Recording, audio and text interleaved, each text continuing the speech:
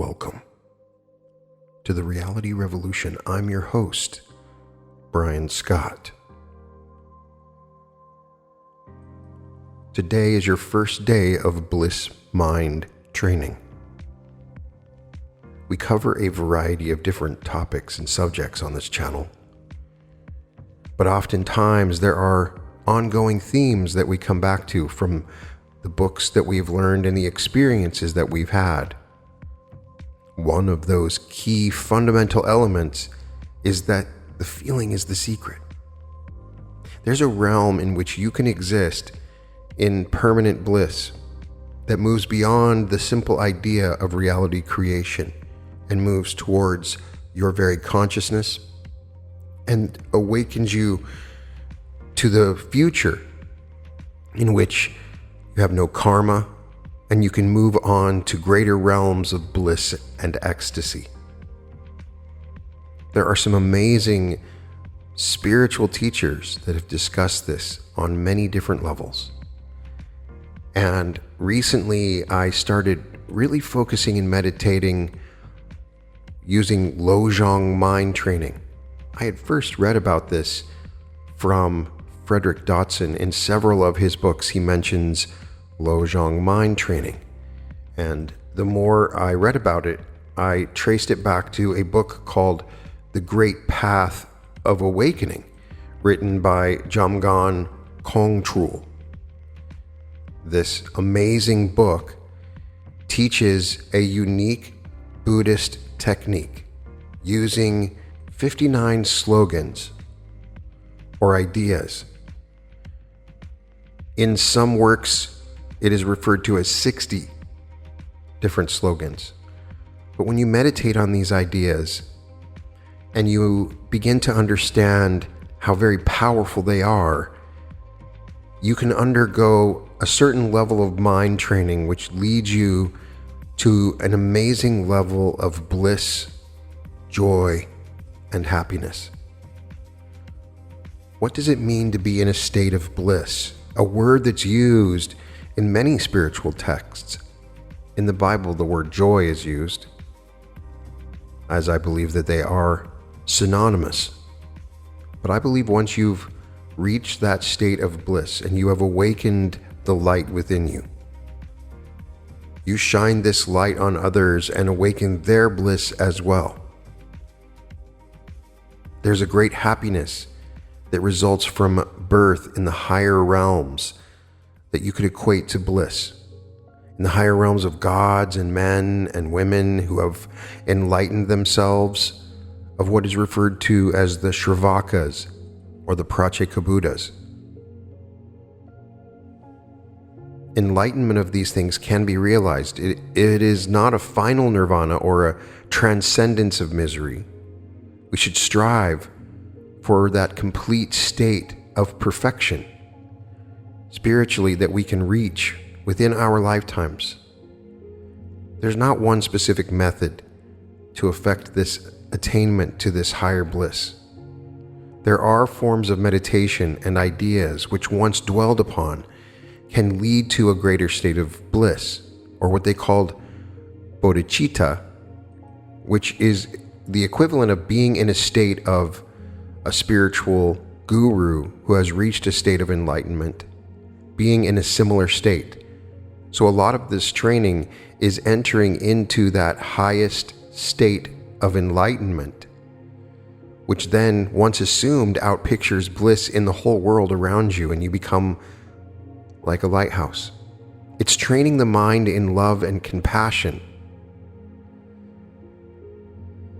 As the person who wrote the book, The Great Path of Awakening, said, if the rest of humanity and I wish to attain unsurpassable awakening, the basis for this is bodhicitta, as stable as the king of mountains, compassion which touches everything, and pristine wisdom which does not rely on duality. Once your light is shining, I'm reminded of the story from Frederick Dodson, The Lighthouse in Search of Light. Once upon a time, there was a lighthouse in search of light. with his ray of light. He swept over the lands and waters looking for light, not noticing that he was searching with its light.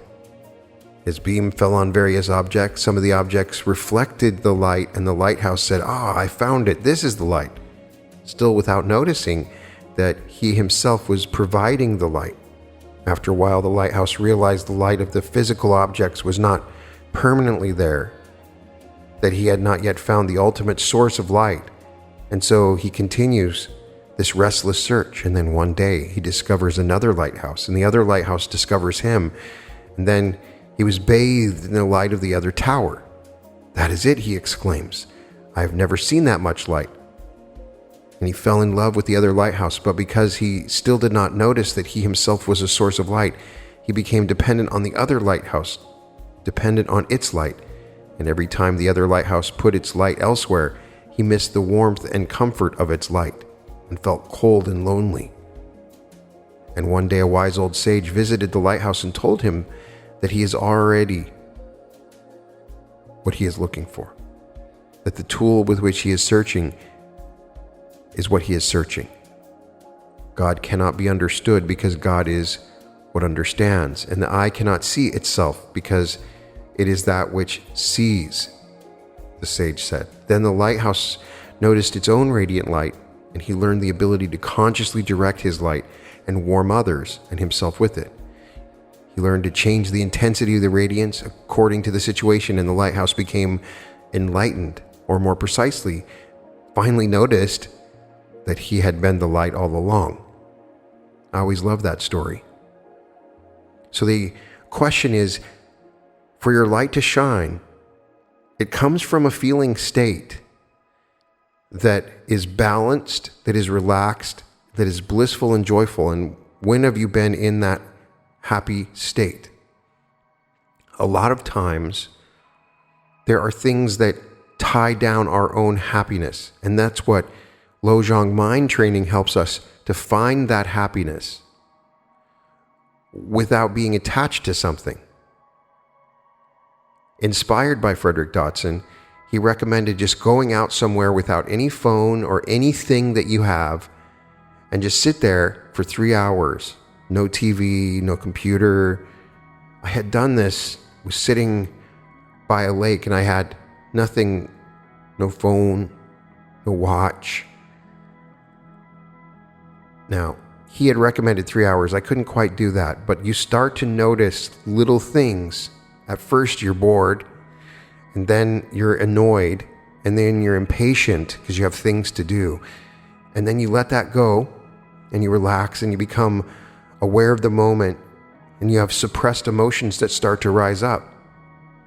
And you allow these to come up, and you keep sitting with them, and they dissipate, and they take you to a higher level of energy. And then the final hour, you'll begin noticing things in your surrounding you never would have noticed ever. And how beautiful the trees are. And this bliss starts to take over. And you feel this ecstasy without anything, no help from anything. I would say, can you find bliss and ecstasy without the aid of anything? Once you start broadcasting your bliss, the world becomes blissful around you. The people around you are in the same vibration. The houses around you become more beautiful. The plants become more beautiful. The people, everything about it is reflected around you. But it's a hard thing to find because down certain roads, you try to get the bliss that you're looking for and you don't find it because it's already there right now in this moment. If you can feel ecstasy no matter what is happening around you, and especially when nothing is happening, you begin to regain your soul and transcend the constant need for input in events outside of the here and now. You start to bring elation and happiness and joy into your life. Bliss, true bliss, instead of expecting to get some sort of bliss out of your life. A body cannot experience itself. Only consciousness can experience things. A mind cannot experience itself. only consciousness can. There is an aspect of you that is witnessing and is aware of the body and the mind, and that is consciousness. There is a oneness in this consciousness. You don't need to discover the oneness quite yet. That comes way later. But it is an energy. It is something within you. And without consciousness, without this awareness, this I am presence, the body and mind amount to nothing. Your left arm, for instance, does not have the capacity to observe and experience itself. There is something else that is experiencing the arm, and that is consciousness, the real version of you. Mind and body are tools of the consciousness to experience this physical reality that we're in now. Consciousness is the part of you that is unimpressed, undisturbed, and unimprinted by life. Someone could try to indoctrinate you, manipulate you by imprinting various desires and resistances onto your mind, but throughout it all, the consciousness, this higher presence, remains innocent. Just as Neville Goddard says, we are not the states that we enter into. There is something greater. We love to be around children so much because they are not manipulated, and therefore unmanipulative consciousness shines brightly and innocently. You are manipulated by your environment, the density that you're in, the world, the people. It's a part of the situation. You are being manipulated. The essential aspect of you can never be indoctrinated because it is just an observer, a neutral observer. The mind desires and resists and can easily be programmed by anyone, society, television. All kinds of different programming and suggestions are being used. Consciousness is the context in which the mind and body happen. Consciousness is larger than the mind and body. It is aware of the mind and body because it is closer to the real you. It is worthwhile to study consciousness itself more than studying the mind and body. Consciousness is something that has been taught for thousands of years, and it holds no opinions at all. It is the mind that holds opinions. Your opinions, and whether you agree or disagree with something, are really not important to your actual experience. If you state your opinions toward another human being, their mind will usually react and state their opinions, which either agree or disagree. One of the narcissistic mind-ego motives is to have superior opinions to that of other mind and ego. When you state your opinions towards consciousness itself, there is no reaction, only observation. Here is an experiment. Go outside and state all of your problems, your complaints, your desires and opinions toward a tree or toward the stars of the night sky. And how are they going to react? There is no reaction. Opinions and points of view may be important to the world mind and life on earth, but they are not essential to this conscious being within you. Consciousness observes and experiences, but it does not have to retain a file cabinet where these experiences are recorded for later use as an opinion.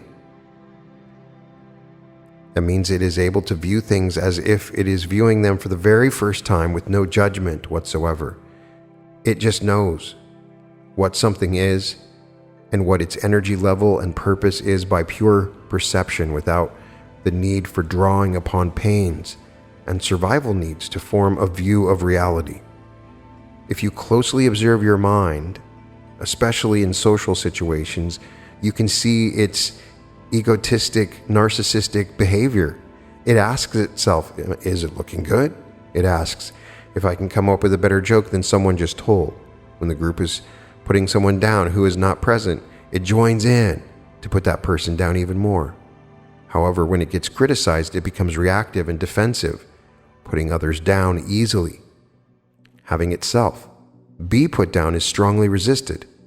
Becoming aware of what the mind is doing is strongly powerful. It lessens its influence so that more of the witnessing and opening aspects of yourself can shine forth. Now, this consciousness is a part of a larger consciousness. You can call it God, you can call it Source, the Creator, the Infinite, the Ultimate, the beginning and end, the Most High, the Om, the Presence. There are millions of names for it. Whatever you call it, it is the only real cause. Its presence permeates everything, and it's both my experience and the experience of many others that I've read, that to lead the good life, all you have to do is become aware of this super context, this awareness that is running through you, and you can have all that is good for you in life.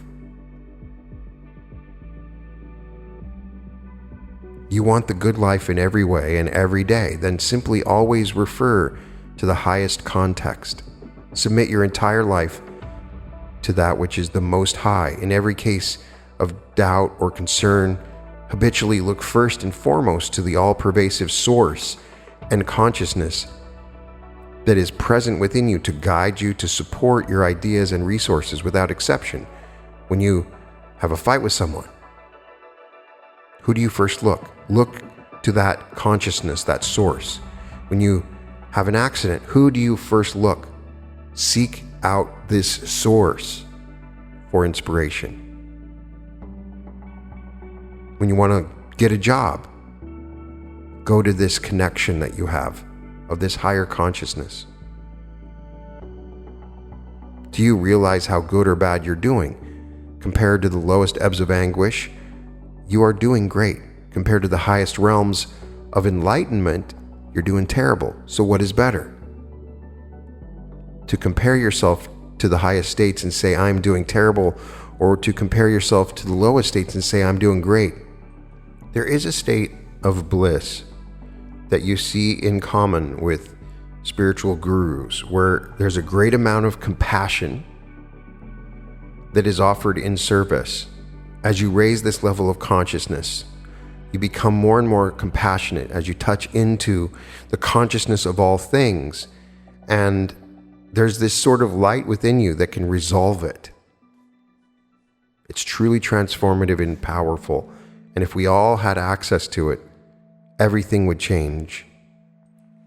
So there's this technique, which in Tibetan Buddhism translates as mind training. It's called Lojong. And Lojong practice consists of 59 slogans, which are organized into 7 points. Most of the 59 slogans don't require explanation or interpretation to a modern context. They are immediately grasped, even though they were written thousands of years ago and based on much older writings. Lojong is an informal discipline, but I do think it's valuable, at least to be aware of. Some of the slogans are more powerful than others. Be aware that following these 59 slogans can lead you into a state of bliss, enlightenment, awareness, a releasing of the ego, the limitations of where you're at right now. So the first one is to train in the preliminaries. In our day-to-day life, our mind tends to follow a certain exhausting track. We're constantly engaged in thoughts which shape our feelings and attitudes, and these thoughts are usually based on sensory perceptions. We see or hear something and think that it's beautiful or ugly, pleasant or unpleasant. If it's pleasant, we mentally grasp after it. If it's unpleasant, we mentally reject it. If neither, our mental state becomes dull in relation to the object. When we wander off into the past, we occupy ourselves with memories of pleasantness and unpleasantness, and we continue to grasp and reject. First, train in the preliminaries. This encourages us to make time in our lives to shape our mind intentionally, rather than staying in this rut. Taking some time every day, even as little as 5 minutes, for some contemplation. It will help us to use our mind to its best capacity and to develop clarity and perspective about our lives. Jamgon Kongtrul organizes this preliminary contemplation into 4 parts. First, the difficulty of attaining the freedoms and endowments. Secondly, death and impermanence. Third, the defects of the life cycle or samsara. And 4, contemplating the result and cause of karma. Now, the difficulty of attaining the freedoms and endowments means contemplating the preciousness of our life, the very situation we have right now. All sentient beings feel their lives are precious, but here we are talking about something more. We have the rare and incredible fortune to have this reality in our lives. More specifically, we have teachings that lead us away from our habitual self-importance and in the direction of a much more beneficial and fulfilling altruism. Imagine you find yourself in the middle of the Sahara Desert in an infinite vastness of sand. You can't just hang out there. The sun is too hot. There's no food or water. You have no idea which way to go. You have no reference point. In every direction, all you can see is sand and more sand. Nevertheless, you feel compelled to walk. What else can you do? But the more you walk, the more sand you see. There's no sign of anything but desert, and therefore no hope of any positive outcome. Eventually, you'll just drop dead, having accomplished nothing. Now imagine that you may miraculously discover a map which shows you exactly where you are, why you have been going around aimlessly, and in which direction you need to travel. You find that food and water and shelter are not hopelessly far away. You have a clear path to survival. Revived by this discovery, you set out in the right direction and become free from your awful predicament. In this analogy, the Sahara represents our habitual self-importance, which is so all-encompassing that it seems to have no beginning and no end. The map, which leads us in the direction of altruism or service, represents bodhicitta, a Sanskrit word that can be translated as the mindset of awakening. The mindset of awakening is a state of mind of the bodhisattvas, which are those who attain and strive for enlightenment for the sake of all sentient beings, meaning they're not just striving for enlightenment, but seeking out enlightenment for the sake of all sentient beings, devoting themselves without limit or hesitation to fulfilling this aim. And as we will see throughout this episode, this extraordinary mindset is really what we're aiming to develop when we do these practices to create this state of bliss. We all long to be happy and free from suffering, but without awakening, we have no orientation toward that happiness and freedom. The attitude of awakening and the practices that help promote it give us a way of dealing with our present suffering and of eventually transcending suffering altogether forever. Now, they use the word suffering a lot in Buddhist teachings and practices, and it always annoyed me. To me, suffering is when you miss the mark, and with your mind, you create realities that you did not intend to create. That's, to me, the suffering they're talking about, and you can overcome this suffering by changing your way of thinking. So I don't think we're all doomed to suffering. But when we look outward and we see all the other beings suffering, and they want to be happy as much as we all do, then our care for our small individual self transforms into a care for a much bigger self. When you start to see yourself in others, and you're tuned into this consciousness that is both in me and you, we begin to grow from having just care of our own self to a universal care. And right away, our own suffering and unhappiness becomes much smaller and insignificant. It does not instantly and totally disappear, but there's a shift. It diminishes naturally and progressively as we free ourselves from worrying about the self and we move on to serving others. When the sun shines It absorbs all the light of the moon and stars into its brightness.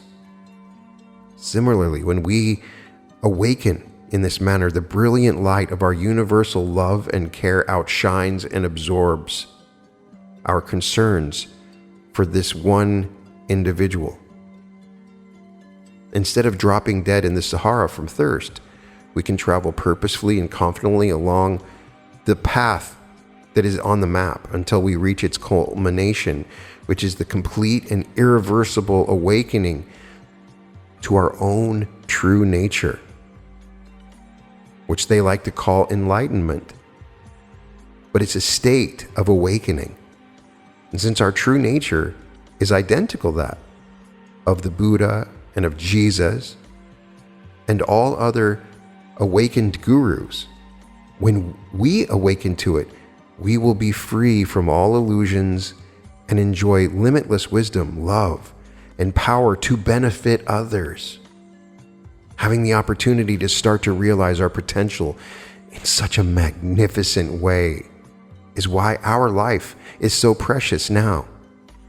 Once we've inspired ourselves by thinking about our precious opportunity, being grateful in the moment for the things we have, we should move on to the second contemplation of the four, and that's death and impermanence. If we want to make the best of our life by developing our bodhicitta, our awakening, we can't keep putting it off.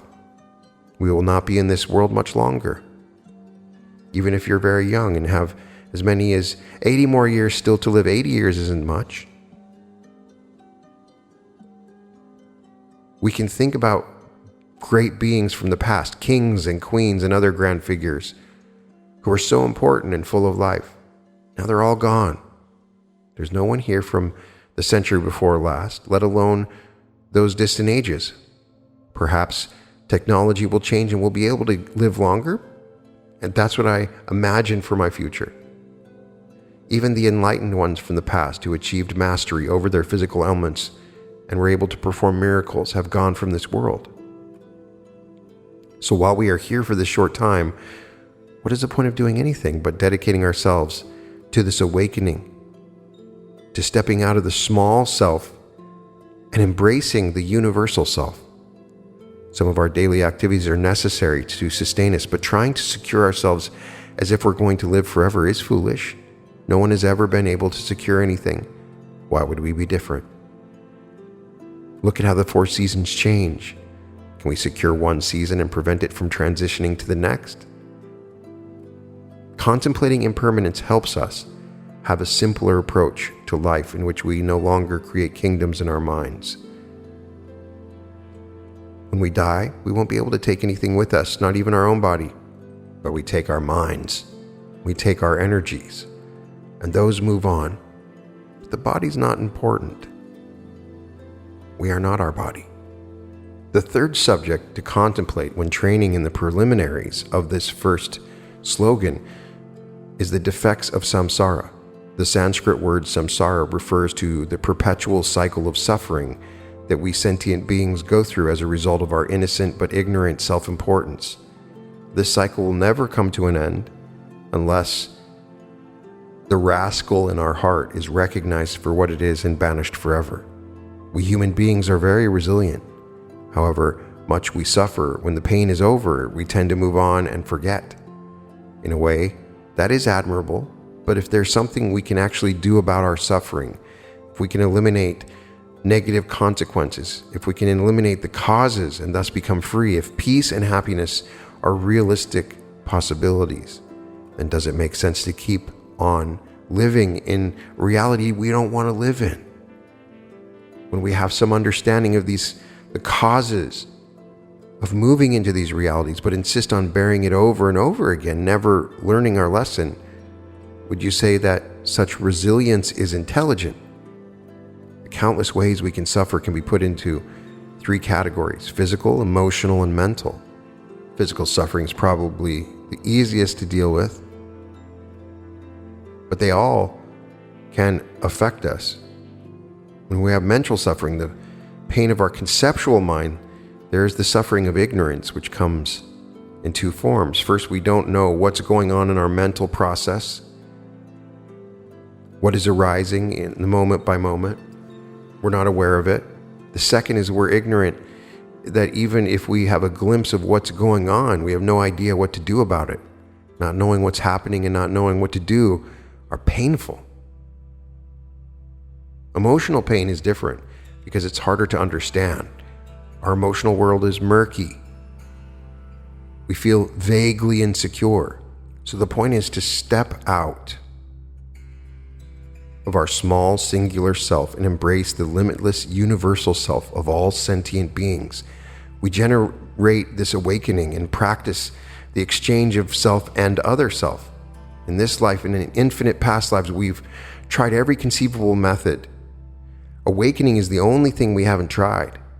And awakening to other selves happens to be the best method to do this work. The second slogan is to consider all phenomenon as a dream. Thousands of years ago, they were saying to consider reality as a dream. That's the slogan. Everything is an illusion or a simulation. And when you're in a dream, how does it relate to our waking experience? When we're asleep, our dreams affect us and convince us of their reality because we don't realize we are just dreaming. Isn't that what's happening when we're awake if we take this slogan?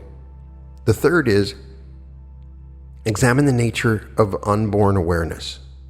I think the best idea is to turn our attention inward and look at our minds. See whether it has any form, shape, color, or anything. Is there anything we can put a finger on and say, this is my mind, or this is my awareness? Does it have a place of origin? Is there a location? When each mental experience ends, does it go to a particular place? We can look, but we'll never find answers to any of those questions. Then we start to see ourselves, what other great meditators have discovered. Not finding anything is finding. Why can't we find these characteristics? Because our mind is like space. It is everywhere. It is primordial. There's never a time before space came into being. Therefore, we can say that space is unborn in the same way our mind, our awareness is primordial. Because we can never find our awareness. We can never say that we are ever a time when our awareness didn't exist and was then born. Now, fourth, the antidote in itself is liberated. When we gain this basic understanding, the mind is unborn, that it has no characteristics, that it's empty, an interesting thing happens because we have discovered something important, remarkable, and in line with the most profound teaching. We want to hold on to this realization. We know that our mind and all phenomena are illusory, and we want to maintain that knowledge. Seeing, for example, that our painful emotions are unreal is the most powerful antidote to suffering. So having this incentive, we tend to cling to our view of emptiness in subtle ways. When we have a glimpse of emptiness, we try to hold on to it and make that experience continue. We may even try to create some kind of emptiness in our minds. Of course, it is not actual emptiness, but our idea of it. At that point, we need to take a step back and look at this clinging to our idea of emptiness. What is that experience? Is there anything we can really find or pinpoint? Does that experience cling? No matter how hard you look at it, you won't be able to find any kind of reality to this grasping mind. The fifth is to rest in the nature of the alaya. Through this investigation, our idea of emptiness will eventually fade away and we'll be left simply with our unborn wakeful state of mind, free from all of our usual grasping to concepts. It is a state of mind there is no language for, since language is based on concept. In this state, our mind is free from all pinpointing and clinging to reality. Since our mind grasps at nothing, any thoughts that arise are instantly self-liberated. They simply melt into space. This space, which is not a void but is pervaded by enlightened awareness, is called alaya. So rest in the nature of the alaya. The word alaya has different definitions based on context. It often refers to an underlying dullness in our mind that is the source of our deluded experience. In this slogan, however, alaya refers to the enlightened nature that all beings with a mind possess. The spiritual guru's ultimate aim is to realize this state of alaya and bring all other beings to that same realization. Now, as I said before, many of these slogans do not require explanation or detail. For example, the sixth, in post-meditation, be a child of illusion. Seventh, practice giving and taking alternately. Mount both on your breath. The more I read about this, the more this reminded me of the balancing technique as taught by Ra in the Law of One Material. That is, you bring in the negativity and you transform it with a feeling of joy. You meditate that each individual receives all the happiness and cultivate a strong feeling of joy in each one's receiving this joy. You make this exchange. It's something they refer to as Tonglen, the exchange of self and other. Exchanging your affection for intolerance, exchange of positions, exchange of happiness for suffering, exchange of merit for demerit. Those are the four things that they talk about in Tonglen. I really think the idea is to contemplate our essential equality with all other beings, our oneness with them, develop a bond with them in our minds, connect with them, imagine for them. The next slogan, number 8, is 3 objects, 3 poisons, 3 roots of virtue.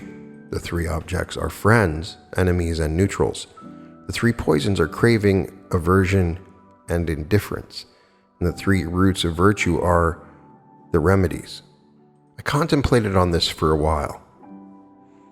In order to step out of our small self and develop our altruistic, service-oriented mind, we need to take every opportunity we have to research the qualities of those that have come before us, that have entered into that state of bodhisattva or that higher enlightened state. Especially compassion. Fortunately, our whole life is like a research laboratory, and in this lab, there are continual tests, and we ourselves are the perfect research subjects. We are the perfect guinea pigs. In order to feel compassion, we have to know how others suffer, how they feel. The only way to learn how others feel is to learn how we ourselves feel. So in that way, we can be like guinea pigs for how the world and the sentient beings feel. There is no way to get this knowledge. You can't go into your mind and experience your own feeling directly. You can only know your feeling through inference. And the only reason my inference about another human being suffering or feeling can be accurate is because I am a human being. When I see my own confusions, my own shortcomings, my own attachments and aggressions, my own random disconnect, incoherent, almost schizophrenic mind, what am I seeing? I'm seeing myself as a guinea pig of sentient being's mind, a guinea pig of being's ignorance. If you see your own mind in this way and don't have compassion for yourself, how can you have compassion for others? If you judge yourself as responsible for your ignorance and therefore guilty and deserving punishment, you'll probably see others in the same way. Why would you judge others less harshly than yourself? Do you love them more? Are you more tolerant and forgiving of others? That's probably not true. So it's important first to learn compassion for ourselves and for our own confused but innocent mind. When we look in the mirror, we see how we create our own turmoil, our own reality, by clinging so hard to this small self, even though it has enslaved us mercilessly through life after life. We can turn that mirror into a window for seeing how others are suffering. Seeing the bigger picture in this way makes it much easier to generate compassion. Your ongoing disturbing emotions are like a train you want to stop, but the train has been going for too long. It's going too fast, and you, the conductor, are just an infant. In this almost impossible situation, you can spin around with thoughts of what to do, or you can use the power of the emotions themselves and get situated in the heart of compassion for all who are suffering, for all who are making mistakes that are creating terrible realities. You can practice the exchange of self and other. Think about all those who are going through the same pain as you. Take the cargo of their suffering and load it onto your own boxcar and make a sincere, heartfelt wish that they won't have to suffer anymore because of you're taking on their load and see it transformed in your light. This does something wonderful. The trains of our confusion and painful emotions right now sometimes seem like they're going very fast. The modern world is hectic, stimulating lifestyle. It has picked up tremendous speed. Everything seems to be moving faster, but even if a train is going 1,000,000 miles per hour, if you load it with the weight of all the beings suffering, it will stop in an instant. You don't have to push or pull. You don't have to find a more experienced conductor. You don't have to struggle in any way. With such a load, the train will stop naturally by the laws of physics. All you have to do is get out of your head, situate yourself fully in the heart, and add the suffering of others to your own. If we really get to know others' afflicted minds by seeing our own, it becomes natural, even joyful, to take on their sufferings in this way and imagine for them differently. Genuine compassion naturally comes with fearlessness. If one person can take care of the needs of many, say a whole family or community, that is a cause of joy. The slogan refers to 3 objects, 3 poisons, and 3 roots of virtue. Throughout our lives, we continually encounter objects that we find pleasant, unpleasant, or neutral. Pleasant objects provoke some degree of attachment in our minds. It could be powerful or subtle, but by any form of attachment disturbs our mind, wanting to bring something into our lives or wanting to keep something we already have, are emotions based on the small self. Unpleasant objects provoke some degree of aversion or aggression that is unsettling. And our reaction to neutral objects, the ones we don't really notice or those we feel indifferent toward, is related to our ignorance. Attachment, aggression, and stupidity are called the 3 poisons because they are the main manifestations of cherishing and protecting the small self. They're like the primary colors of all of our emotions. The way to transform these objects and poisons into roots of virtue is by taking on the suffering of others, to be of service to others, loading it into our light and transforming it. For example, when we're disturbed by aggression, we can think, at this very moment, my light is transforming those beings from feeling pain into feeling love. The 9th slogan, in all conduct, train with maxims. In his commentary, the writer says and gives some examples. When all the suffering and evil deeds of every sentient being mature in me, may all my virtue and happiness bear fruit in them. In one way or another, all the various slogans and quotations found in this that we're talking about express the mindset of compassion and connecting to others. One of the special maxims of these is, I offer all gain and victory to others. Each and every sentient being, I accept all loss and defeat for myself. Because I am aware of the power that I have to transform it. I take it all in and transform it all. Slogan 10, begin the sequence of sending and taking with yourself. That means take in all that stuff that's been happening to you, that negativity, that suffering, those realities that you don't want to create. Take it into you. Allow the emotion to come up for it. Transform it with your light. Resolving all that karma from the past and the future. Bring it all in. Begin the sequence of the taking on this self with yourself. The 11th slogan, when the world is full of evil, transform misfortune into the path of awakening. This is why I like to say everything is working to my advantage. When I encounter difficulties, when I encounter obstacles and problems and the world is full of evil, I take that in and I assume that everything is working to my advantage and to the world's advantage, and that from it we can transform. That this can be the path in which we gain a transformation from the evil that we are encountering. That everything is working to our advantage. The 12th is realize all faults spring from one source.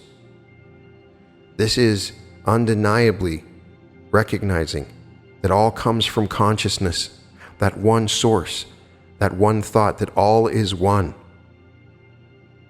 That it is not the small self, that it is in the oneness, in the allness, that there is the source. The 13th is to meditate upon gratitude toward all. Just meditate on unconditional gratitude for all. It allows you to look at all things. It addresses the mirror image of the previous one, the one source that we see. The 14th slogan is to meditate upon illusory appearance as the four kayas. This is the unsurpassable protection of emptiness. The kayas are Dharmakaya, Sambhokaya, Nirmanakaya, and Svabhavakaya. Thoughts have no birthplace. Thoughts are unceasing. Thoughts are not solid. And these are the three characteristics, are interconnected. Shunyata can be described as complete oneness. Teaching on the four kayas would be a whole other episode, but we must understand that all of our experience we go through are dreamlike delusions. Yourself and the threats you perceive, such as illness and their so-called causes, are nothing but thoughts. If we try to pinpoint our thoughts or find any characteristics in them, we can't find anything. Our thoughts are empty of any reality. Understanding this illusory aspect of reality is helpful in training the mind. Our minds are so habituated to viewing all appearances as real, therefore, we should always work with these sort of methods and include it as a slogan. The 15th is the four practices are the best methods. The four practices are accumulating merit, laying down evil deeds, offering to the dawns, and offering to the dharmapayas. Accumulating merit is as simple as just doing the right thing on a regular basis. And laying down evil deeds just means stopping missing the mark, stopping making mistakes, doing the morally right thing, following the golden rule. The other two are interesting. You have the special practice of offering tormas to gods and demons. Tormas are a kind of offering cake, which in Tibet are usually made from barley flour. In the West, we can offer cookies. In his commentary, Jamgon Kongtrul says little about the tormas themselves, instead emphasizing the attitude behind this offering, especially when offering to the demons, who can be seen as anyone, visible or not, who bring us trouble. He encourages us to have the fearless attitude of asking the demons to bring us even more trouble so that we can repay all our karmic debts and destroy our habit of clinging to a small self. On top of that, we ask for the sufferings of all beings to pile upon ourselves so that they may all be free. This is much like what Jesus did on the cross. Jesus shows what it means to take the spirit of Tonglen to the highest level. Finally, there's the special practice of offering tormas to the dakinis and protectors. These are powerful beings who have committed themselves to help sincere practitioners attain enlightenment, higher density beings. Then we have the 16th, which is use whatever you face as a practice immediately. To me, that relates to the teaching from Ra that everything that we encounter in our lives is catalyst. And we can learn this to teach us as practice, whatever we're encountering, to transform from negativity into light. The 17th is to practice the 5 strengths. The first is strong determination or motivation. The second is familiarization. The third is the positive seed. The fourth is reproach. And the fifth is aspiration. The 18th, the Mahayana instruction for ejection of consciousness at death, is the 5 strengths. How you conduct yourself is important. When you're dying, the practice of the 5 strengths. The next slogans can be broken up into evaluation of mind training, the disciplines of mind training, and the guidelines of mind training. Slogan 19 is that all dharma or reality agrees at one point. All teachings are about lessening the ego, lessening one's self-absorption. The 20th of the 2 witnesses hold the principle 1. You know yourself better than anyone else knows you. Slogan 21, always maintain only a joyful mind. Slogan 22, if you can practice even when distracted, you are well trained. The 23rd, always abide by the 3 basic principles: dedication to your practice, refraining from outrageous conduct, developing patience. The 24th is to change your attitude, but remain natural. Reduce ego clinging, but be yourself. 25th, don't talk about injured limbs. Don't take pleasure contemplating other defects. 26th is don't ponder others. Don't take pleasure contemplating others' weaknesses. 27th, work with the greatest defilements first. Work with your greatest obstacle first. The 28th is abandon any hope of fruition. Don't get caught up in how you will be in the future. Stay in the present moment. 29th, abandon poisonous food. The 30th, don't be so predictable. Don't hold grudges. The 31st, don't malign others. 32, don't wait in ambush. Don't wait for others' weaknesses to show to attack them. 33rd, don't bring others to a painful point. Don't humiliate others. The 34th, don't transfer the ox's load to the cow. Take responsibility for yourself. The 35th, don't try to be the fastest. Don't compete with others. 36th, don't act with a twist. Do good deeds without scheming about benefiting yourself. The 37th, don't turn gods into demons. Don't use these slogans or your spirituality to increase your self-absorption. 38th, don't seek others' pain as the limbs of your own happiness. The next ones being the guidelines of mind trading. The 39th, all activities should be done with one intention. 40, correct all wrongs with one intention. 41, two activities, one at the beginning, one at the end. 42, whichever of the two occurs, be patient. 43, observe these two even at the risk of your life. 44, train in the three difficulties. 45, take on the three principal causes, the teacher, the dharma, the sangha. 46, pay heed that the three never wane, gratitude towards one's teacher, appreciation of the dharma, and correct conduct. 47, keep the three inseparable body, speech, and mind. 48, train without bias in all areas. It is crucial always to do this pervasively and wholeheartedly. 49th, always meditate on whatever provokes resentment. 50, don't be swayed by external circumstances. 51, practice the main points: before self, dharma, and awakening compassion. 52, don't misinterpret. The 6 things that may be misinterpreted are patience, yearning, excitement, compassion, priorities, and joy. You're patient when you're getting your way, but not when it's difficult. You yearn for worldly things instead of an open heart and mind. You get excited about wealth and entertainment instead of your potential for enlightenment. You have compassion for those you like, but none for those you don't. Worldly gain is your priority rather than cultivating loving kindness and compassion. You feel joy when your enemies suffer and do not rejoice in others' good fortune. The 53rd is don't vacillate in your practices of mind training. The 54th, train wholeheartedly. 55, liberate yourself by examining and analyzing, knowing your own mind with honesty and fearlessness. The 56th, don't wallow in self-pity. The 57th, don't be jealous. 58th, don't be frivolous. And 59th, don't expect applause. I could go over each of these slogans in detail, creating an entire episode, and maybe I will. Don't expect applause. Don't expect that others are going to applaud you for your efforts in service. Don't be frivolous. No need for you to be jealous of others. There's no need for you to pity yourself. Don't examine yourself. Liberate yourself from that. Don't overanalyze yourself.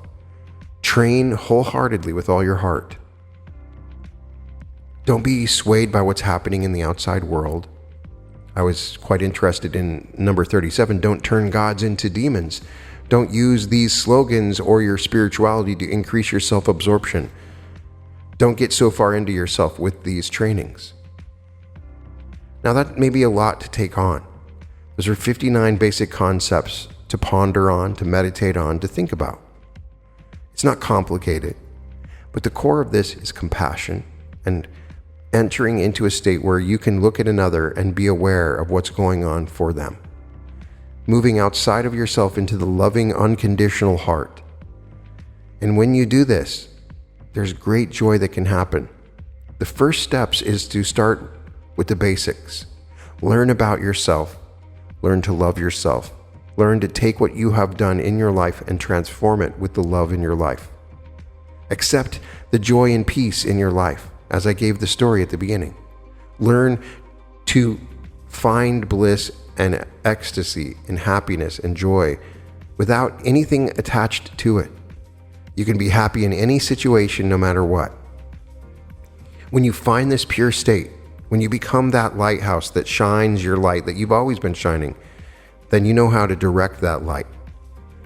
And when you find that place in the beginning, then you can take on all of the problems of the world and you can transform it with your light, because your light transforms when you're in this state of bliss, when you have connected to the others, when you've entered into this higher energetic vibration of compassion and oneness with others.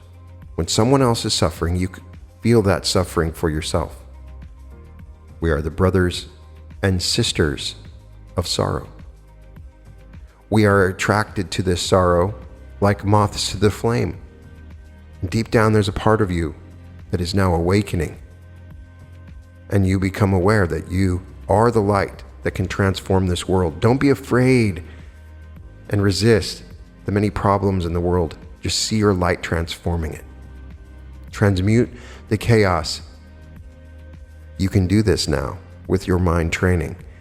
And you'll enter into a constant state of bliss because you'll feel genuine joy for others, which will be reflected in yourself. It's an ongoing, beautiful feedback loop of bliss, joy, and happiness that is available to you.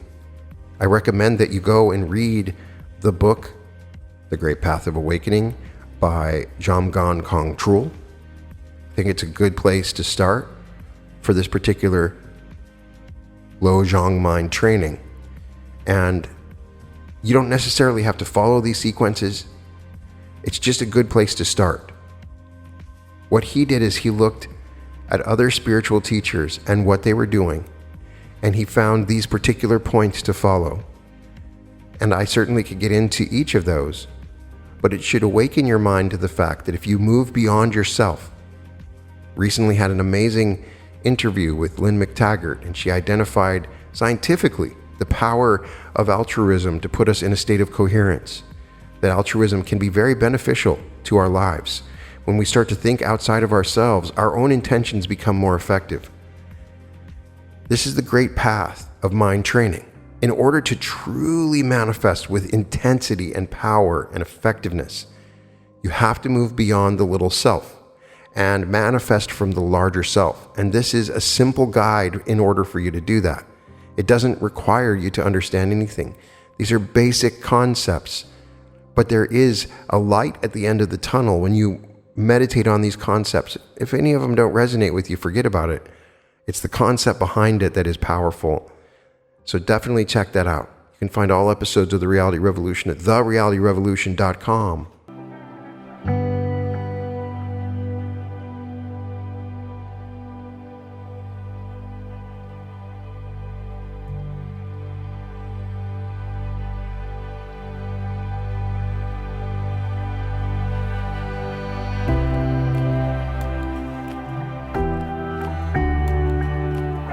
You can access these images to help you find true prosperity, large sums of money, true love, radiant health, and spiritual enlightenment with unique portals into the new earth.